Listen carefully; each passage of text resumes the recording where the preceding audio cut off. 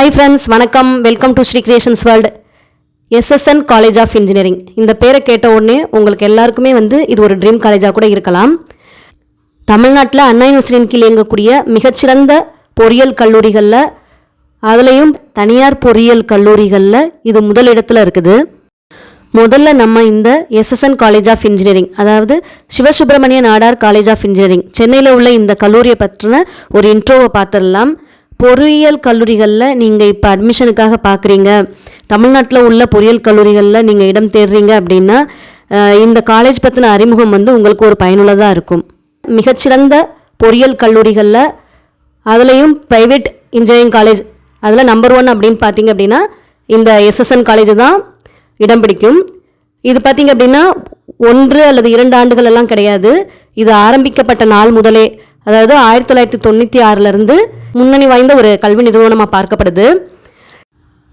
தமிழ்நாட்டில் cut off mark பேசிஸில் எடுக்கக்கூடிய அட்மிஷன் நடைபெறக்கூடிய இந்த டிஎன்ஏ கவுன்சிலிங்கில் பார்த்திங்க அப்படின்னா அண்ணா யூனிவர்சிட்டி ஃபஸ்ட் பிளேஸில் உங்களுக்கு வந்தாலுமே, அண்ணா யூனிவர்சிட்டியை விட உங்களுக்கு இந்த காலேஜில் உள்ள சீட்ஸ் எல்லாம் நிரம்பக்கூடிய அளவுக்கு இது முன்னணி வாய்ந்த ஒரு கல்வி நிறுவனமாக பார்க்கப்படுது. இந்த எஸ்எஸ்என் காலேஜ் ஆஃப் இன்ஜினியரிங் பார்த்திங்க அப்படின்னா உங்களுக்கு NAACல A+ அக்ரிடேஷன், NBA அக்ரிடேஷன், அது மட்டும் இல்லாமல் NIF ரேங்கிங்கில் 47th பிளேஸ், இந்த மாதிரி எல்லாத்துலேயும் சிறப்பு வாய்ந்த ஒரு இதாக இருந்துகிட்டு இருந்தது. அது மட்டும் இல்லாமல் ஸ்டூடெண்ட்ஸ் வெறும் படிப்புக்காக மட்டும் இல்லாமல் நிறைய கிளப் ஆக்டிவிட்டீஸ் அவங்கள ஒட்டுமொத்தமாக மேம்படுத்தக்கூடிய கல்லூரி வகையில் இது இருந்தது. ஏன்னா ஒரு எதனாலும் ஊக்குவிக்கிற வகையில் இருந்தது. நீங்கள் உங்களுக்கு ஒரு டான்ஸ் தெரியுமா, பாட்டு தெரியுமா, உங்களுக்கு ஒரு ஸ்போர்ட்ஸ் வருமா அப்படிங்கிற மாதிரி உங்களோட ஒவ்வொரு ஸ்கில்ஸையும் அவங்க பார்த்து தேர்ந்தெடுத்து அதை இம்ப்ரூவ் பண்ணிக்கிற வகையில் இந்த காலேஜ் இருந்தது. அதற்காகவே இந்த காலேஜெல்லாம் பார்த்திங்கன்னா நிறைய ஸ்டூடெண்ட்ஸோட ட்ரீம் காலேஜாகவே இருந்தது அப்படின்னே நம்ம சொல்லலாம். தமிழ்நாட்டில் இன்ஜினியரிங் படிக்கணும் அப்படின்னு நினைக்கக்கூடிய மாணவர்களில் நிறையது என்ட்ரன்ஸ் எக்ஸாம் வச்சு உங்களுக்கு IIT, NIT, அதுக்கப்புறமா நிறைய யூனிவர்சிட்டிஸ் உங்களுக்கு என்ட்ரன்ஸ் எக்ஸாம் மூலமாக, அதாவது நுழைவுத் தேர்வு மூலமாக போகக்கூடிய வேலையில் இந்த Sivasubramaniya Nadar college of engineering, SSN college of engineering உங்களுக்கு டிஎன்ஏ கவுன்சிலிங் மூலமாக, கட் ஆஃப் மார்க் மூலமாக உங்களுக்கு அட்மிஷன் கிடச்சிட்டு இருந்தது. 200 அவுட் ஆஃப் 200 அந்த கட் ஆஃப் மார்க்ஸ்லேருந்து பார்த்திங்க அப்படின்னா உங்களுக்கு 190 வரைக்கும் இருக்கிற கட் ஆஃப் மார்க்ஸ் இருக்கிற கேண்டிடேட்ஸுக்கெல்லாம் இது அட்மிஷன் கிடைக்கிற மாதிரி இருக்கும். உங்களுக்கு அப்போ பார்த்துக்கோங்க, 190 கட் ஆஃப் மார்க்லேருந்து 200 கட் ஆஃப் மார்க் வரைக்கும் ஹையஸ்ட் கட் ஆஃப் மார்க்ஸ் இருந்தால் மட்டும்தான் இந்த காலேஜில் அட்மிஷன் கிடைக்கும் அப்படிங்கிற அந்த மாதிரி ஒரு நிலையில் இருந்த ஒரு காலேஜ். இங்கே போனாலே கேம்பஸ் பிளேஸ்மெண்ட்ஸ் கண்டிப்பாக நம்ம ஏதாவது ஒரு நல்ல ஒரு கம்பெனியில் நம்ம பிளேஸ் ஆகும் அப்படிங்கிற கனவுகளோடு இருந்த இப்போ இந்த காலேஜ் பார்த்திங்க அப்படின்னா தனியார் பல்கலைக்கழகமான சிவநாடார் யூனிவர்சிட்டியோட இப்போ இணைஞ்சிருக்குது. இதனோட ஃபவுண்டரும் பார்த்திங்க அப்படின்னா HCL டெக்னாலஜிஸோட நிறுவனர் சிவநாடார் அவர்கள் தான். எஸ்எஸ்என் காலேஜ் ஆஃப் இன்ஜினியரிங்கோட ஃபவுண்டரும் கூட சிவநாடார் அவர்கள் தான். இதெல்லாம் எஸ்எஸ்என் காலேஜ் ஹைப் பண்ணும் விதத்திலலாம் அப்படியெல்லாம் இல்லை. இது SNUவோட இணைகிறது கொஞ்சம் கஷ்டமான விஷயமாக தான் இருக்குது. ஏன்னா இதனால் கிடச்சிட்டு வந்திருந்த தமிழ்நாடு மாணவர்களுக்கு கிடச்சிட்டு வந்துட்டு இருந்த ஒரு ஆப்பர்ச்சுனிட்டிஸ் எல்லாம் இப்போ ஆல் இண்டியா கோட்டா லெவலுக்கு நம்மளோட சீட்ஸோட அதெல்லாம் ஓப்பன் ஆகிருக்கு அப்படின்னும் போது நம்ம தமிழ்நாட்டு மாணவர்களுக்கு கிடைக்கக்கூடிய அந்த சீட்ஸ் எல்லாம் ஒரு கேள்விக்குறியாக தான் இருக்குது.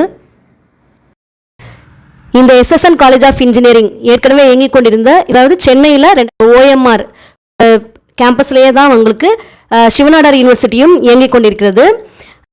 சொல்லப்போனால் சிவநாடார் யூனிவர்சிட்டியாவது இப்போ தான் நமக்கு வெளியில் கொஞ்சம் தெரிய வருது. அதுக்கு முன்னாடி எல்லாம் நமக்கு எஸ்எஸ்என் காலேஜ் ஆஃப் இன்ஜினியரிங் தான் ஒரு நல்ல பெரிய கேம்பஸாக இருக்கும். இப்போ 2018 இவங்க சிவநாடார் யூனிவர்சிட்டி ஆரம்பித்ததுக்கப்புறம் பார்த்திங்கன்னா ஒரு வேர்ல்டு கிளாஸ் தரத்திலான ஆடிட்டோரியம், கிளாஸ் ரூம்ஸு எல்லாமே பார்த்திங்க அப்படின்னா சிவநாடார் யூனிவர்சிட்டிக்காகவே அவங்க கட்டமைப்பு பண்ணிட்டு வர்றாங்க. எல்லா கிளாஸ் ரூம்ஸும் உங்களுக்கு ஏர் கண்டிஷன் ரூமாக இருக்கிறது, பெரிய ஆடிட்டோரியம், அந்த மாதிரி உள்ள இதெல்லாம் ஃபெசிலிட்டிஸ்லாம் அவங்க பண்ணிகிட்ருக்காங்க. அதாவது வேர்ல்டு கிளாஸ் எஜுகேஷன் கேம்பஸ் எல்லாம் விரிவாக்கமாகட்டும், அதே மாதிரி பிளேஸ்மெண்ட்ஸுக்கு வரக்கூடிய கம்பெனிகளோட அந்த கவனிப்புகள் எல்லாமே பார்த்திங்கன்னா அதை தொடர்ந்தே நல்லபடியாக போய்கிட்டு இருக்குது.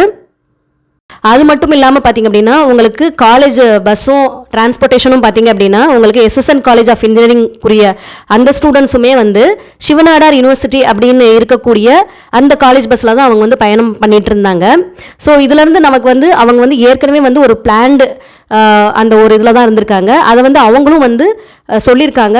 எப்போவுமே வந்து எஸ்எஸ்என் காலேஜ் ஆஃப் இன்ஜினியரிங் வந்து கேம்பஸ் பிளேஸ்மெண்ட்ஸ் ஆகட்டும், ஃபீஸ் ஆகட்டும் எல்லாமே வந்து அவங்கள்ட்ட வந்து ஒரு டிரான்ஸ்பரன்சி இருக்கும். இதுலேயும் வந்து அவங்க முன்னேற்பாடாகவே அவங்க அதை சொல்லிட்டு தான் இருக்கிறாங்க.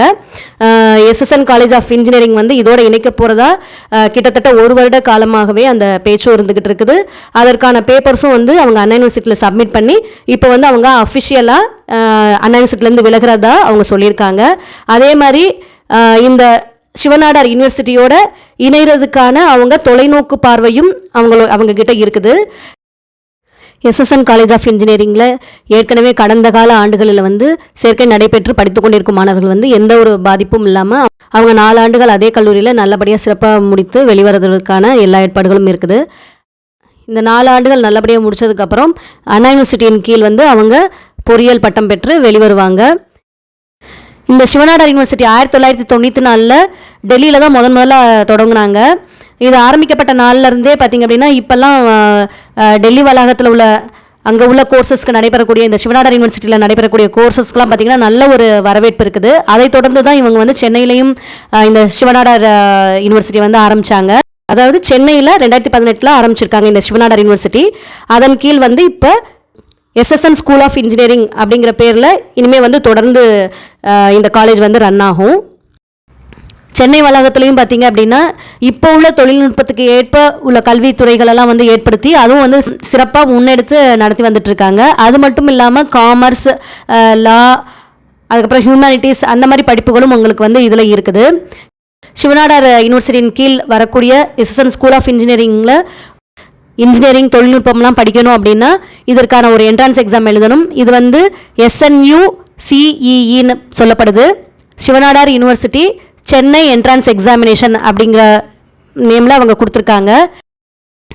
இந்த எஸ்எஸ்என் ஸ்கூல் ஆஃப் இன்ஜினியரிங் கீழில் என்னென்ன படிப்புகள் உங்களுக்கு வருது அப்படின்னா 12 இன்ஜினியரிங் கோர்சஸ் உங்களுக்கு வருது. BTech in Artificial Intelligence and Data Science, BTech in Biomedical Engineering, BTech in Chemical Engineering, BTech in Civil Engineering, Computer Science and Engineering, Computer Science and Engineering, Cyber Security, Computer Science and Engineering, IoT, Electrical and Electronics Engineering, Electronics and Communication Engineering, Electronics and Communication Engineering VLSI Design and Technology, அதற்கடுத்ததாக Information Technology, Mechanical Engineering. இந்த மாதிரி உங்களுக்கு 12 வகையான BTech programs இருக்குது. இது எல்லாமே வந்து ஒரு பெருமிதமாக நம்ம பார்த்தாலுமே இதில் ஏன்னா எஸ்எஸ்என் காலேஜ் ஆஃப் இன்ஜினியரிங் பொறுத்த வரைக்கும் பார்த்திங்க அப்படின்னா உங்களுக்கு டிஎன்ஏ கவுன்சிலிங்கில் அண்ணா யூனிவர்சிட்டியின் கீழ் வர்றதுனால உங்களுக்கு அண்ணா யூனிவர்சிட்டி ஃபிக்ஸ் பண்ணக்கூடிய அந்த ஃபீஸ் உங்களுக்கு இருக்கும். நார்மலாக பார்க்கும்போது இவங்களோட எல்லாமே வந்து தரமான கல்வியாகட்டும், பிளேஸ்மெண்ட்ஸ் ஆகட்டும், அதுக்கப்புறம் இவங்களோட கேம்பஸ் இன்ஃப்ராஸ்ட்ரக்சர் ஆகட்டும் எல்லாமே தரமாக இருக்கிறதுனால மற்ற காலேஜெல்லாம் கம்பேர் பண்ணும்போது இவங்கள்ட்ட வந்து ஃபீஸ் கொஞ்சம் கூட தான் இருக்கும். கிட்டத்தட்ட ஒரு டிஎன்ஏ கவுன்சிலிங் மூலமாக வந்தாலுமே உங்களுக்கு 1.5 லட்சம் கிட்ட உங்களுக்கு ஃபீஸ் வர்றதுக்கான வாய்ப்புகள் இருக்கும். கொஞ்சம் ஃபீஸ் அதிகமாக இருந்தாலுமே நிறைய மாணவர்கள் கட் ஆஃப் அதிகமாக வச்சுட்ருக்க மாணவர்கள் வந்து இந்த எஸ்எஸ்என் காலேஜ் ஆஃப் இன்ஜினியரிங் வந்து தேர்வு பண்ணி வர்றதுக்கு ரொம்ப விருப்பப்படுவாங்க. அதற்காகவே பார்த்திங்க அப்படின்னா இதில் வந்து ரொம்ப காம்படிஷன் இருக்கும். அதிகபட்சமான 200 கட் ஆஃப் மார்க் வாங்கின ஸ்டூடெண்ட்ஸில் இருந்து 190 கட் ஆஃப் வாங்கின மாணவர்கள் வரைக்கும் தான் இதில் வந்து உங்களுக்கு அட்மிஷன் கிடைக்கிற மாதிரி இருக்கும். ஒரு சில கம்யூனிட்டிஸ்க்கு மட்டும்தான் அதை விட கொஞ்சம் கம்மியாக கிடைக்கும்.